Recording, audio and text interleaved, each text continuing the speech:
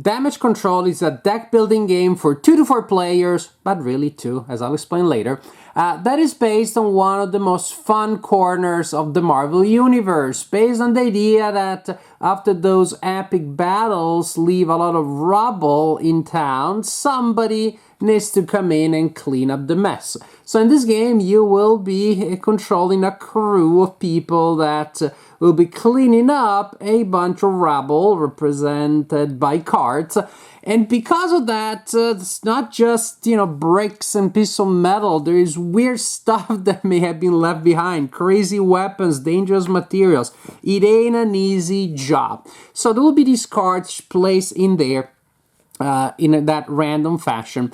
More will come out of a standard deck that you use every time, plus you're gonna use, each time you play the game, a unique, 2 other unique decks which you shuffle together. For example, the core game comes with a deck of cards for Mighty Asgard, Mystical Manipulation, the Pym Tech, and the Vibranium Synthesis. They also come with 2 unique characters that you will place together with the other characters you can recruit.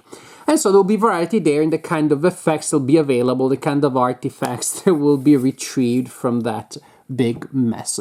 And there will be a number of cards face up, and you can use game effects to flip up more cards, to collect cards, as you can imagine.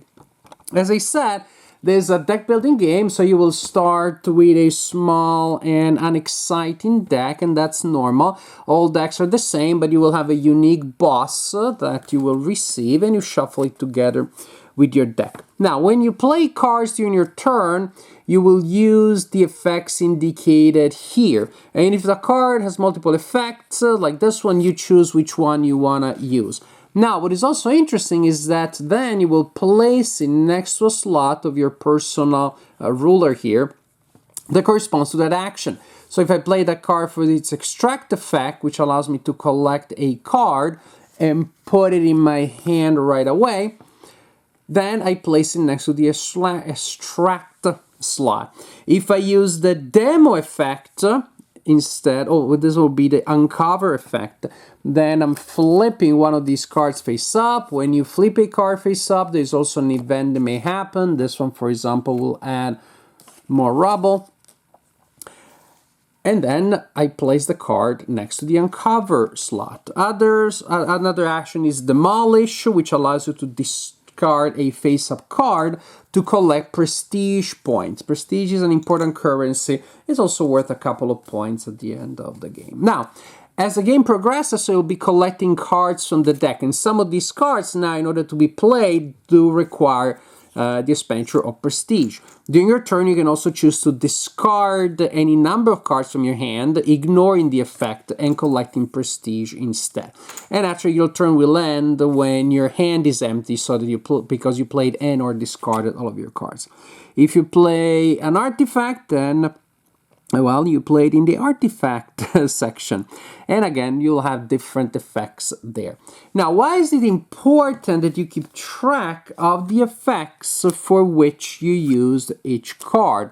It is super important because once you're done with your actions, which again usually will allow you to collect cards, uncover cards, add cards, and possibly take cards that you had already in your hand and place them in your vault. Some of these artifacts are dangerous, so you wanna lock them up. You can also always take the action of vaulting a card by spending 6 prestige. So there's an extra action.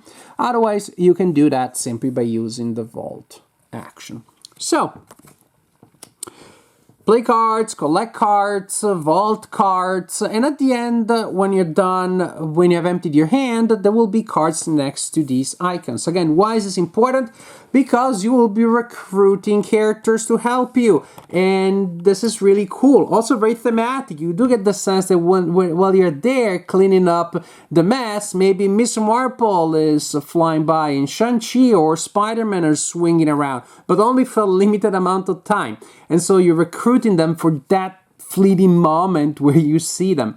And in order to recruit a character, you need to be able to show that you have in your display all of the corresponding symbols. For example, to recruit Mariah Hill, I would need 2 purple symbols, which I happen to have, but I do not have an artifact with that symbol right now visible. I would need to find that if I want to recruit her. Or, had I played my cards like this, generating 2 green icons, I would be able to recruit Miss Marvel, because that is the cost. When you recruit a character, it goes here in this section under your personal display here.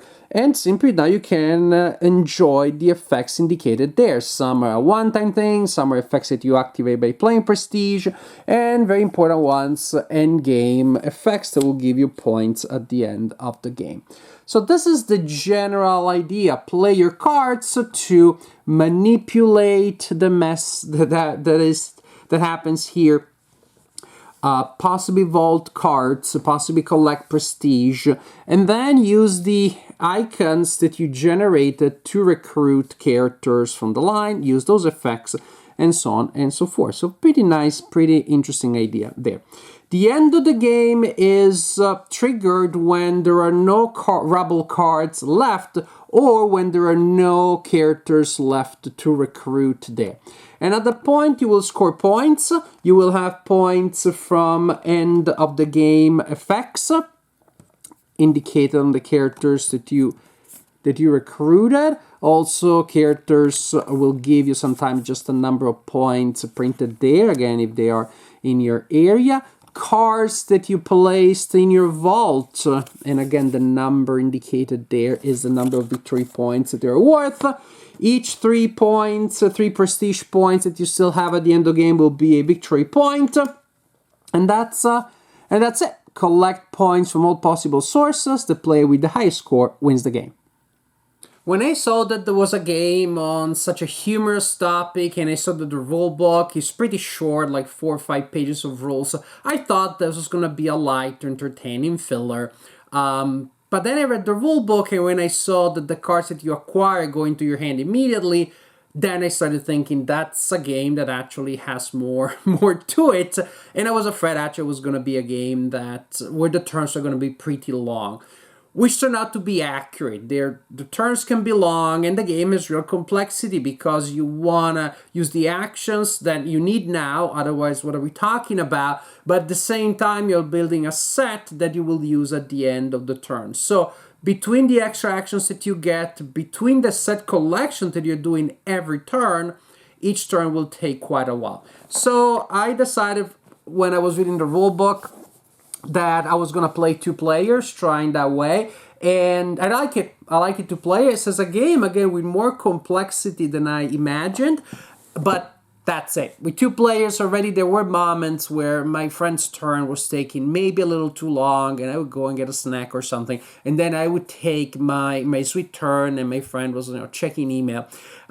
I would not play this game 3 or 4 players because the downtime would be too intense. But 2 players, again, it's a game of real complexity with a humorous, fun, ridiculous theme that really shines through. The game is also very thematic. And I like the fact that you can use different kind of garbage basically that was left behind by different teams of superheroes. The Wakandans were here, so there's vibranium everywhere. They usually wouldn't left around too much vibranium, but it's the magical Marvel universe. The Asgardians were here, those disrespectful gods. Who do you think they are, gods? And there's different stuff around, so there's variety there. But ultimately, what really captivated me is how the different layers of the design really work well together. Because it is fun to take your actions and to recruit a certain person, and to find the resources to use that ability, and then later figure out when is the right time to send this person away because you only have a limited number of characters you can recruit. And so probably you want to start with some characters that will give you some good actions, create a little bit of an engine, and later you want to cycle them out to let some space to allow end of game characters to come in. But what if a really good endgame effect, really promising one, is available from early on? Then you can't just wait the whole game because that will be removed from the game. So you can choose to get the character a little earlier. It clogs one space in your display. but it may work. So there are just many interesting layers, and again, how the action phase is tied together and leads to the recruiting phase. To me, that's one of the shining elements of this design. I like the randomness. There is an element of chaos, of course, which comes from deck building, comes from the crazy effects that come out of the cards that you flip, the rubble cards that you flip, and they trigger different effects. It can be a little confrontational. Some of these effects that you use will directly affect the opponent. But again, another thing that is good about two players, it is what it is. I do it to you, you do it to me. There's no bad feelings as, if, for example, we can gang up against a third player. So, it is a game that is fairly light on the rules, but it has a surprising amount of strategy and depth when it comes to gameplay itself. Again, downtime can be a problem, and that's why I will not recommend it for more than 2 players. But as a 2-player game, Damage Control is a fun and surprisingly captivating deck building game.